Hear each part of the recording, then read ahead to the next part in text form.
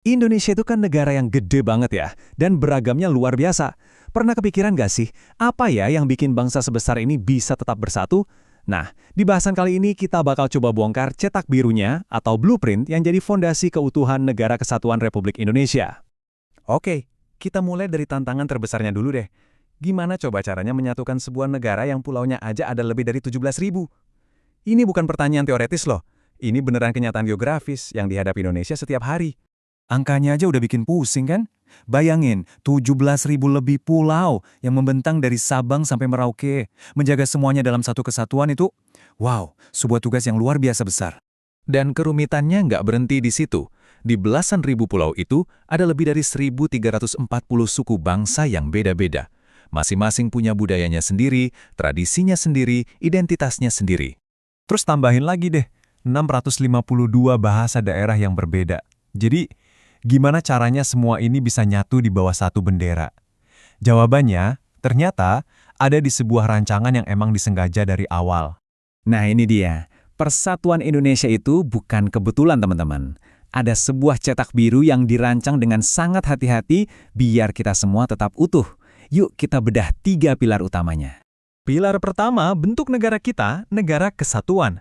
Artinya apa sih? Simpelnya gini, pemerintah pusat di Jakarta itu memegang otoritas tertinggi. Cuma ada satu pemerintahan nasional dan satu konstitusi, yaitu UUD 1945 yang berlaku buat seluruh wilayah Indonesia. Biar lebih kebayang, coba kita bandingin deh. Kalau di negara kesatuan kayak Indonesia, provinsi itu ya semacam perpanjangan tangan administrasi dari pusat. Ini beda banget sama negara federal misalnya Amerika Serikat atau negara tetangga kita, Malaysia. Di sana, tiap negara bagian punya kedaulatan sendiri yang terpisah dari pemerintah pusat. Jadi, keputusan Indonesia untuk jadi negara kesatuan itu, wah itu fundamental banget. Lanjut ke pilar kedua, bentuk pemerintahan kita, Republik. Ini idenya keren banget loh. Artinya, negara ini adalah urusan publik, bukan properti pribadi penguasa atau keluarga kerajaan.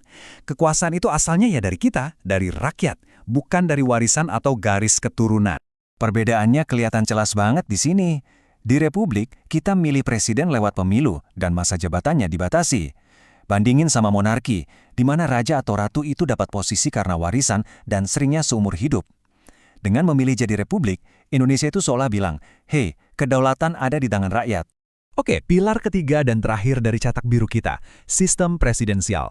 Di sistem ini, presiden punya 2 topi. Dia itu kepala negara sekaligus kepala pemerintahan. Dan ada pemisahan kekuasaan yang tegas antara eksekutif, legislatif, dan yudikatif. Bedanya kelihatan banget kalau kita bandingin sama sistem parlementer. Di Indonesia, kita kan milih presiden langsung ya. Nah, kalau di sistem parlementer kayak di Inggris, kepala pemerintahannya, Perdana Menteri, itu dipilih sama parlemen.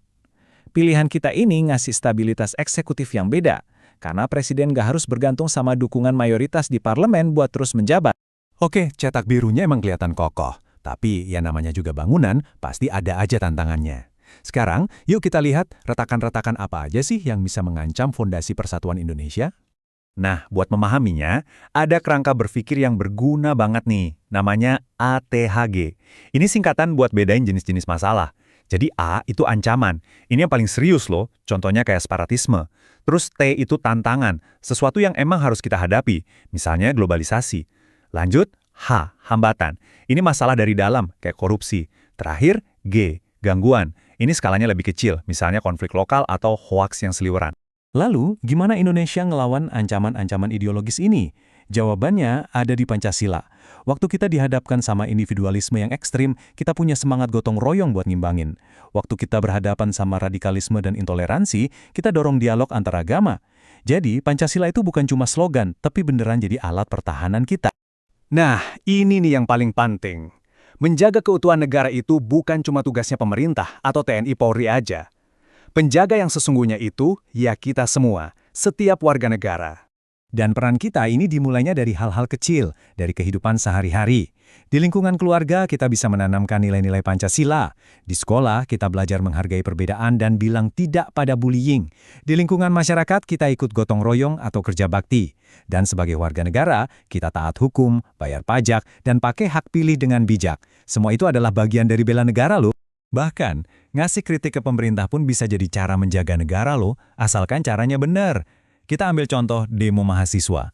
Berdemonstrasi itu kan hak konstitusional, tapi harus tetap damai, tuntutannya harus jelas dan rasional, terus tetap menghormati aparat. Kalau tujuannya untuk perbaikan, bukan untuk memecah belah, nah itu baru namanya kritik yang membangun. Jadi, pada akhirnya, peran kita semua sebagai warga negara lah yang bikin Cetak Biru ini jadi hidup. Tanpa partisipasi aktif dari rakyatnya, sebuah republik ya cuma jadi struktur kosong aja. Ada kutipan yang bagus banget buat ngerangkum ini semua. Menjaga NKRI bukan hanya menjaga wilayah, tetapi juga menjaga nilai-nilai Pancasila dalam setiap tindakan kita sehari-hari. Wah, ini dalam banget maknanya, dan jadi inti dari jadi warga negara yang baik.